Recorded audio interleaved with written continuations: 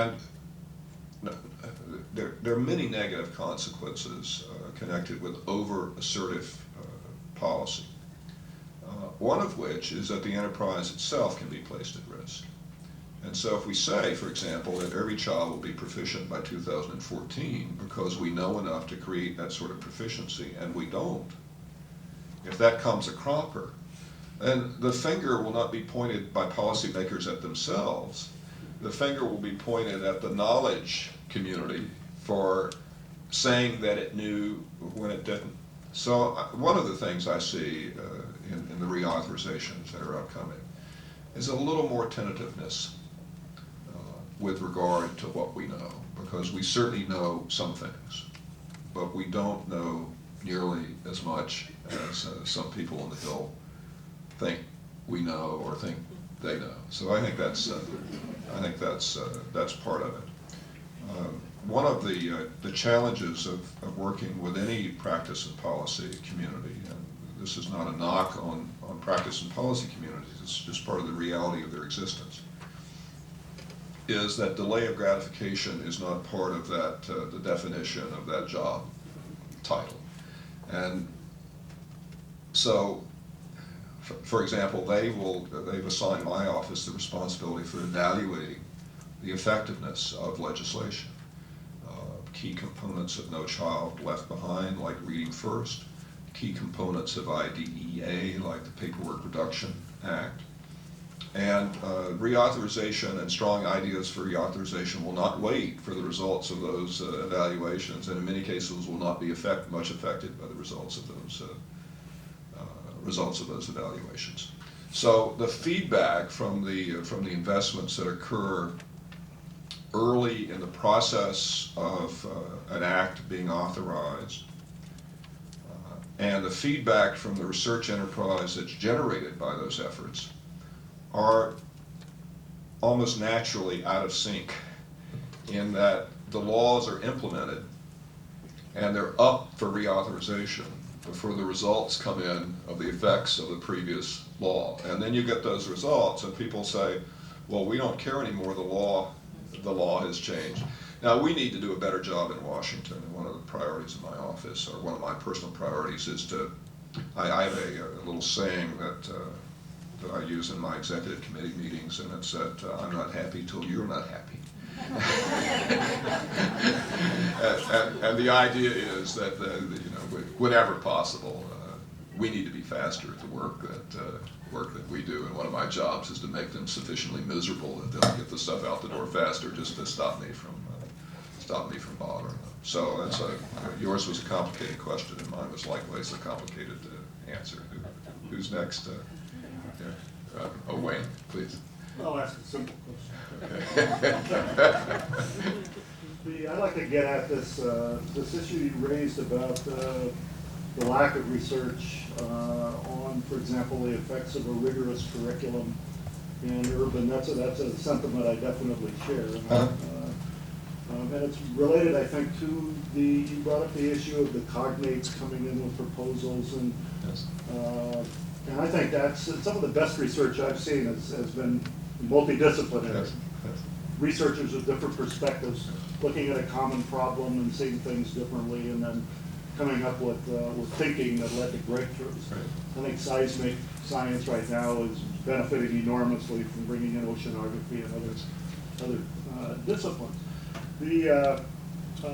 That I think right now that contrasts with the kind of exclusivity that seems to be involved in IES's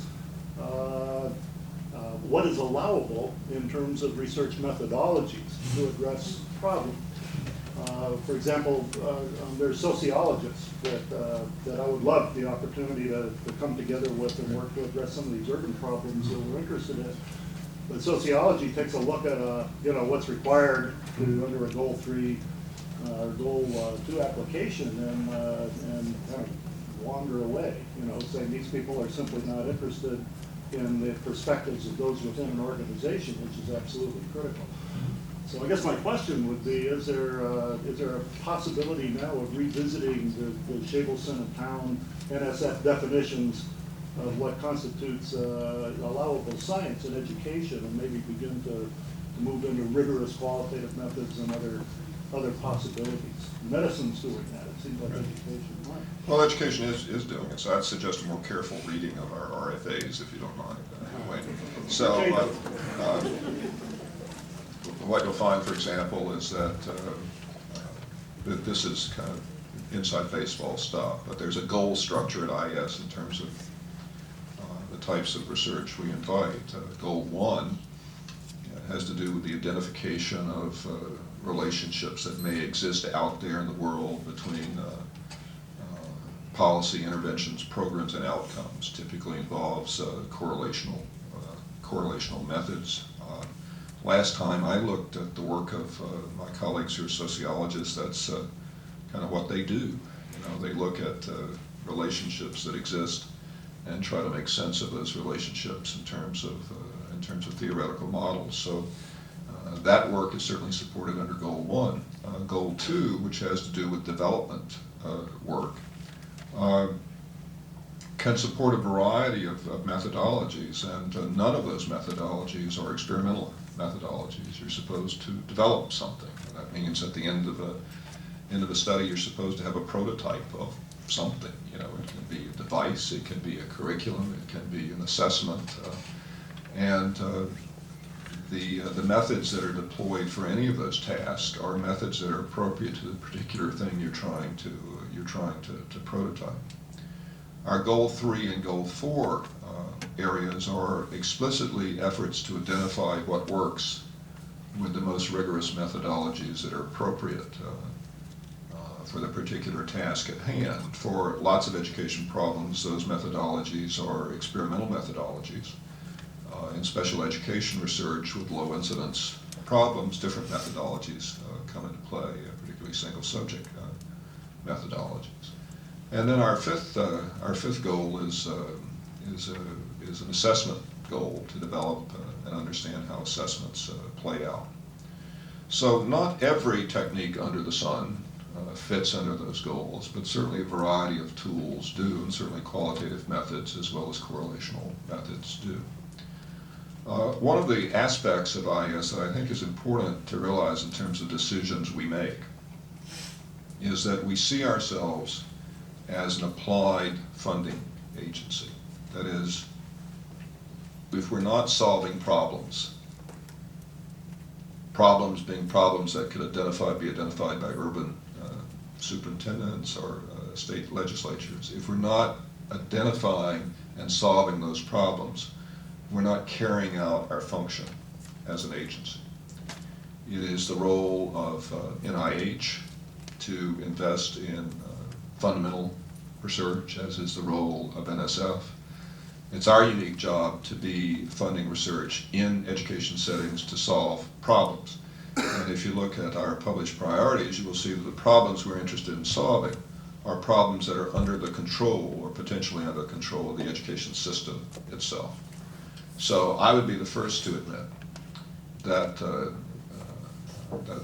that issues that are of tremendous interest to sociologists, such as the makeup of communities and families, play out very importantly in education outcomes. And we could invest in those things and other things. But with roughly $225 million a year to invest in the research enterprise, we made a decision that could change in 2 years, but a decision that has been in place for 6 years, that we will invest in those research programs that have the highest likelihood of allowing us to identify levers that can be used by the school system to change what's happening in schools. And the very nature of priorities is that some things have higher value than others. And so those are our values. They're not as exclusive in terms of research methodologies as I think your question implied, but they do suggest a sequence of effort that culminates in interventions that have measurable impact on kids who are being educated. By measurable impact, I mean they produce a demonstrable improvement in performance. And again, that generates a choice to invest in certain areas more than others, not to denigrate the other areas, but to suggest that they do not lead so predictably to the outcomes in which we are interested. The administration established something called the American Competitiveness Council.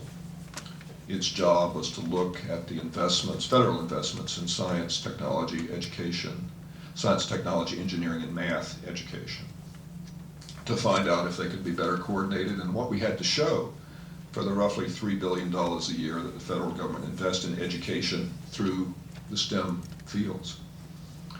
The report is available online. It's very interesting reading. What the evaluators found is that if they accumulated the investment, the federal investment, over a 20-year period, so that's 3 billion times 20, $60 billion, they were able to find 4 programs that had any evidence of positive effect.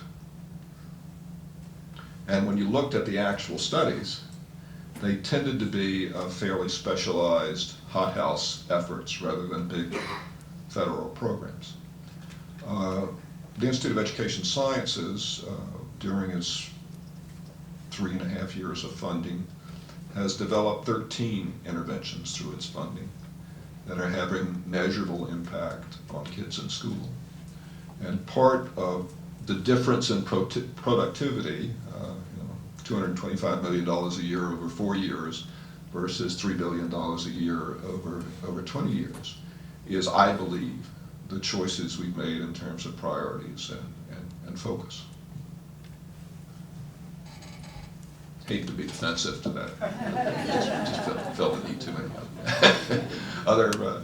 It's getting hot in here, and I'm not sure it's because of the questions or just this lovely Kansas evening. Can I take an unsponsored question from the audience? Yes. Could you talk a little bit about the future where you see the funding going to the recipient of the funding, as in districts and states getting funding versus research institutions? Yeah. We've tried and failed so far to develop a mechanism that will have the sponsorship of research, the origin and ownership of research, flow more frequently from states and schools and other entities outside the university sector. One of our initial efforts was something called field-initiated evaluations. And we thought, well, sure, the university community comes up with programs, but there are schools that come up with programs, and there are developers out there that come up with programs. And it would be nice to give them a chance to use federal funding to demonstrate that what they're doing works. So it was a big announcement. We promoted it, and we found that with one exception, every application we were able to fund just came from university researchers who said, "Oh, a new pot of money, we'll go there." One of the issues here is a lack of capacity in these other sectors to be able to generate research designs that are fundable. And I think that's one of the things we learned from that experience. So the next model will be to fund contractors. These are large agencies that exist in and around Washington to do work for the federal government, like in DRC or AIR or RAND, to fund one or more contractors to be the home for evaluations of field-initiated programs. So the contractor would get the money and have the capacity to design and carry out the work, and their job would be to hold a type of competition among developers in order to identify programs and approaches that are worth evaluating. So I think that'll be our next effort to approach this very real issue that I think you've appropriately raised.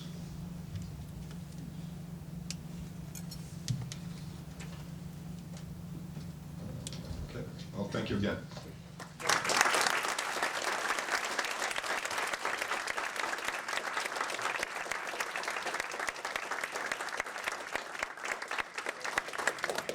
Thank you very much. And to conclude our evening, Dr. Tom Skirty, professor in the Department of Special Education, has a presentation. Yeah, stay up here.